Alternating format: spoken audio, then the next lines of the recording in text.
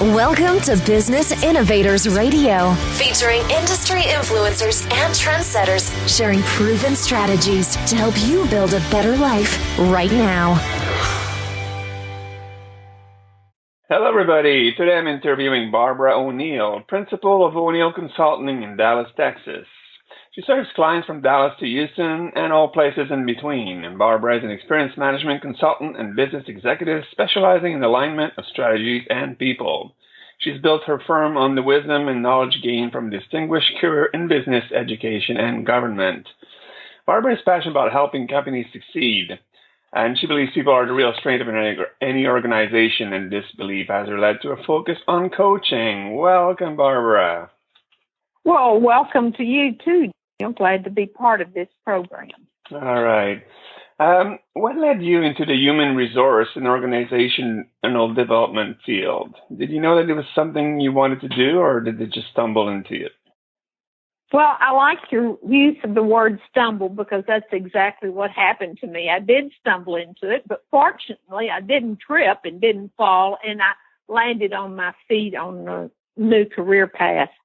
At the time, I was living in Austin, Texas, and I had just recently, I was working on the campaign staff, and our candidate lost in the runoff. And with a campaign, one day you have a job and the next day you don't. And so I was immediately out of a job and not sure what I was going to do next. And I received a call from Bob Bullock, who was our Texas Controller of Public Accounts. He led one of our very large agencies, about 2,500 employees and 500 managers. And this agency collected all the state taxes from companies located in all the 50 states. And the call I received came from Jack Roberts, his chief deputy, and said that he wanted to see me. And I went over there, and Jack said, Mr. Bullock would like for you to run his personnel shop. At that time, they called human resources personnel. And I said, Jack, I don't know a thing about personnel. And he said, good, go down there and change everything. Wow. What personal attributes or traits or qualities that has most contributed to your success, and how do you think you developed these along the years? Well, I think, and I'll use examples from working for the state controller's office. I think the desire to discover and to learn. Certainly, I didn't know anything about personnel, and I didn't know anything about state personnel regulations. But with the charge of good, go and change everything, that kind of gave you permission. And Mr. Bullock taught me two things, and that was one, to go out and seek the best and bring it back to your organization, and then to provide the best customer service possible. And so while I was in that position, we developed the first employee suggestion system reward program in the state of Texas that later became a model for the entire state, and I think that program is now housed in the state auditor's office. And then another aspect of that job about going out to discover and to learn and to ask questions and improve methods for getting better results through working with people was find the very best auditors that I could find and convince them to come to work for the state of Texas. So we set up a nationwide recruiting program with 53 colleges and universities who had outstanding accounting programs. And we were recruiting against then the big 8 accounting firms who could give sign-on bonuses. We couldn't give sign-on bonuses, but we could sure give them promises of career opportunities and quicker advancements than they could have in a large accounting firm. And so we were able to recruit, as Mr. Bullock liked to say, the best and the brightest into the agency, so that we became a model agency that other controllers of public accounts came to and looked at to see how we did things and did it so effectively. Good. And going back to yourself, can you give some specific examples when your traits played a role towards your path of success? Well, there's a couple of other traits that I think that are really important, and that's a person should have the courage to make changes and not just go along the tried and true path, but be a leader and set a pace. And ask questions about who, what, where, when, how, why, always seeking information. And to give you a couple of specific examples of where I have used my attributes, was I was in a company leading the first HR department that they'd ever had. We had about 200 employees, and it was a regional company. We signed a contract with a national retailer. We were a distribution company of cell phones and pagers, and this was back in the late 80s, I think, maybe early 90s. And we had to staff up to put kiosks in between 300 and 350 of their stores across the nation. Well, I'd never run a national recruiting program, but I figured there were probably people out there who had, and I could partner with them. And so that's what we did. We partnered with a temp agency out there that was nationwide, that allowed us to come into their offices to vet our candidates, to help us recruit candidates, and then we made the final decision on who would go into our jobs. And that program proved to be very successful, not only for our partner retailer, but for us also. There again, it's having the right people in the right places. But at the same time, it sure sounds like you're an open-minded person. You're willing to learn, willing to listen, and that sounds to me like one of your biggest traits, right? Well, it is, and it is a trait that I like to carry into my practice when I'm working with companies and organizations. It's what I tell executive leaders to stop working in their business and to work on their business. That's how you work on your business. Is quite often we find leaders have started up a business because they were good in sales, or they designed a product or customer service, and they like to stay working in those areas. But it's my responsibility when they ask me to come in and work with their company to broaden their leadership, to broaden their ability to look at the bigger picture of working on their business, not just in their business. With success comes adversities, right? So what are some of the major adversities or trials you had to overcome to achieve your goals? Well, as an outside consultant, when the economy turns down, I always say that I'm a bellwether, because when the economy turns down, an outside consultant is usually the first person that a company lets go. That's the first expense that they cut. But on the upside of that, when the economy starts recovering, you're also the first person they hire back in, because they've put off doing a lot of the things and a lot of the services that you can provide. So I think going through, as an outside consultant, going through economic downturns, and I've had my own consulting business since 96. So I've been doing this for 20 years, and we've had several economic downturns during that period. But I think you just keep a positive outlook and know that there's a rainbow at the end of the rainstorm. Well said. Looking forward, what do you think your vision is for your business in the next 5 years? Well, my business for the next 5 years is continue to do some of the things that I'm doing right now. Not only do I work with for-profit companies, but I do a lot of work with non-profit companies, and I do work in the areas of not only helping them find key talents to grow their organizations, but I work in the area of strategic planning. I teach people how to do top grading. This is a methodology of selecting A players to come into your company. It's a methodology developed by Brad Smart in his book, Top Grading, and teach companies and organizations how to hire for their core values, not only to identify and state their core values, but to know how to vet people to be sure that they have the core values. You can teach anyone the abilities and skills to do their job, but you can't teach someone core values. And that's what makes for good, cohesive companies, is that everyone is kind of pulling together toward the same goal.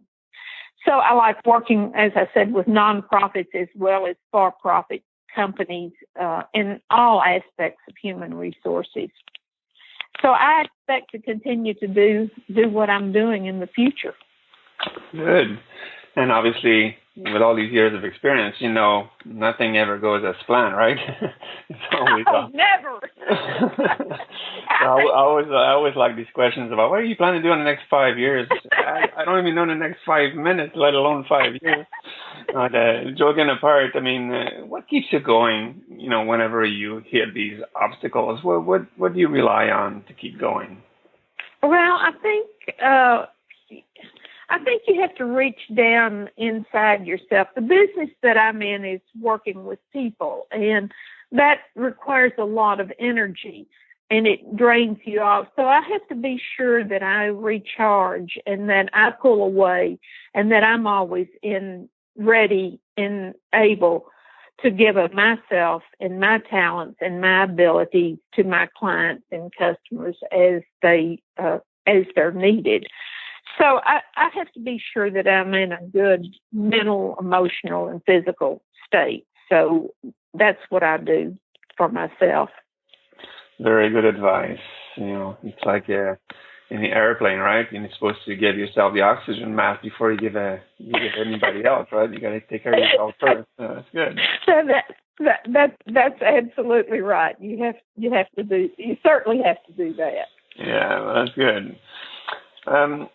Now, going back to more of a marketing approach, I mean, what do you feel is the best way to market yourself or to continue to market yourself? Because it's never acquired, right? I mean, we can't just sit on our laurel. We got to keep going. So what do you think the best way to continue to market yourself is? Well, the way that I have found to be successful is through networking within groups. I find that lots of times accountants and attorneys will come across companies who have human resources or organizational development problems because they have seen an outcome of a large problem, and so they'll recommend me in. So most of my work is found through recommendation. People have found me through my website, but it's through word of mouth and networking. I'm a small operation. I'm a sole provider. I have other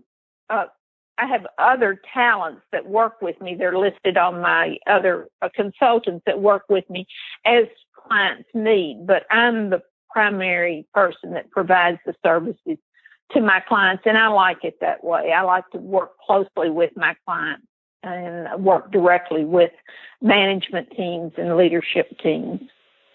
Speaking of clients, let's talk about them a little bit. What is the one common problem you see among your clients?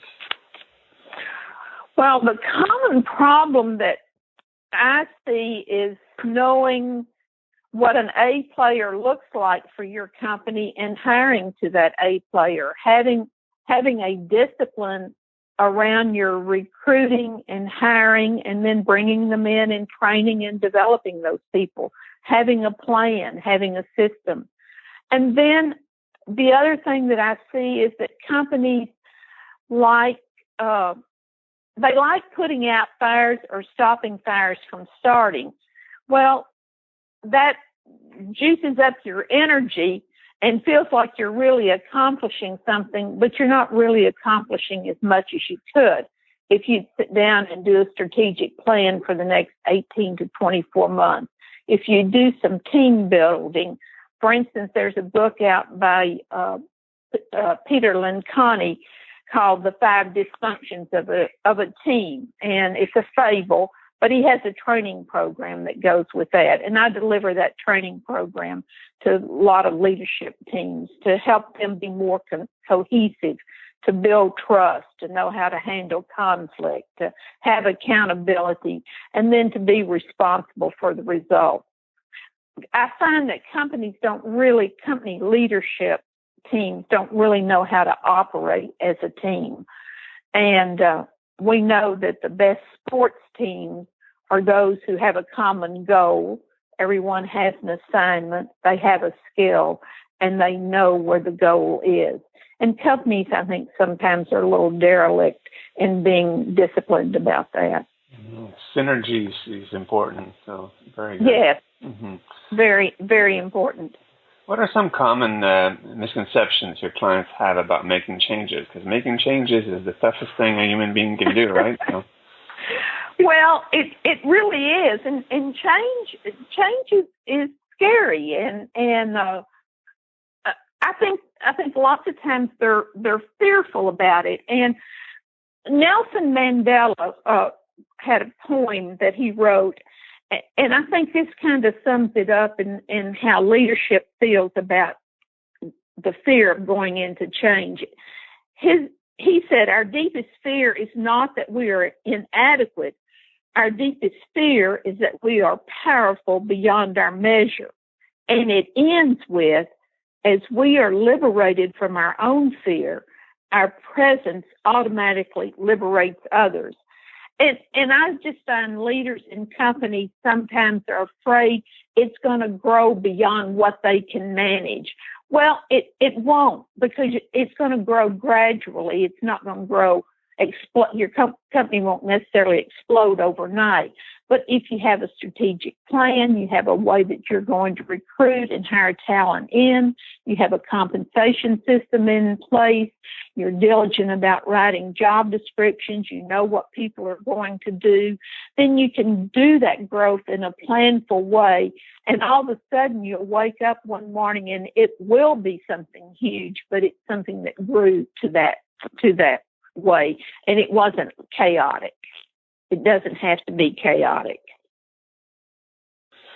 Can you give an example of how businesses have benefited from making a change? Yes. Just recently, I have a client that is a privately owned, family-owned company, and they had never had outside professional management. A family member had always been the top officers. Family members had been the top officers in that company. And over the years, as they have grown and progressed and put in some of the things that I had talked about, this year they decided it was time for them to have professional leadership, and they went outside and hired a president to come into their company. Now, 5 years ago, 10 years ago, they would have never have thought of doing that. But now, all of a sudden, they've reached that place, and they're really ready to do their exponential growth. And I expect them to grow beyond their wildest dreams. Kind of building a good foundation, right? Yes, it's like a pyramid. You've got to have the foundation to the pyramid.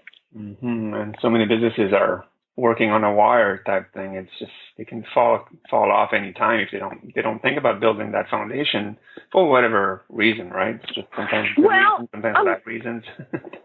A lot of times, I think sometimes companies think it will take too long or it will constrain their growth. And it's a matter of learning how to take these tools and use them in your growth. Lots of times people think human resources is about rules and laws and what you can and can't do. Human resources isn't about that at all. Human resources is about the people. It's about all the people in your company. And do you have the right people? Are you paying them correctly? Do you have the right person in the right job? Are you doing the right things in the company? Are you where you should be in your industry? These are all questions that the leadership should be looking at and asking of themselves. And that's the building piece of the company. All right. Before we wrap it up, Barbara, what one piece of advice could you give someone who wants to start developing this type of program but just doesn't know where to start? You mean they want to start doing what I'm doing, or they want to? They want to get this program in place, but they just don't know what should I do first, and how do I go about doing that? Yeah. Well, when my clients call me, or when a prospective client calls me, they usually have a particular problem, and we start working in that company on that particular problem. And then we move from that problem to whatever's next. Every company is different. There is not there's not a set menu. There's not a box on the shelf that I pull off and say, do this, do this, do this. It depends upon that company. And that's the reason I like to stay small, because I want to work in a very customized manner with my clients. And we move as fast as they want to move, and we go where they want to go. So the start is basically to call you. Yeah, that's right. Call me. Let's have a conversation. So that's how it starts. It starts with a conversation. Yeah. And on that note, how can our listeners learn more or get in touch with you? Well, I have a website. It's o'neillconsulting.com, and that O'Neill is O-N-E-A-L, consulting.com. My phone number is listed on there, and my email is barbara@o'neillconsulting.com. I work primarily in Texas, but I've had clients on the East and West Coast and everywhere in between. With this days of technology, we don't always have to be in the same place at exactly the same time. So I'm pretty flexible. Yeah, just a conversation. I mean, it doesn't cost anything. Just having a conversation. You see if that's a good fit, because that's important, right? You need to have a good fit. You need to feel like you're comfortable, and that's how you make changes. So yes. No, they need to feel comfortable with me, and I need to feel comfortable with them. So, and there's been several clients that I have that we've had several conversations before we've decided to work together, that I'm right for them and that they're right for me. So that's important. And then I don't have any hesitation in saying, oh, what you want to do, I don't do, but here's someone that I know that does this very well. For instance, if we're getting over in the marketing area, I don't do marketing. Or if we're getting way over in the finance and accounting area, I don't do finance and accounting. But I know people who do it and do it very well. So, like I said, it's flexible. Perfect. Well, that was incredible. I learned so much, and I really, really appreciate you taking the time to talk to our listeners and sharing your experience with us. So that's it. I want to thank you very much, and I hope to talk to you soon. Thank you, Eric. I appreciate it and enjoyed it this morning. Goodbye. Okay. Bye, Barbara. Thanks for listening to Business Innovators Radio. To hear all episodes featuring leading industry influencers and trendsetters, visit us online at businessinnovatorsradio.com today.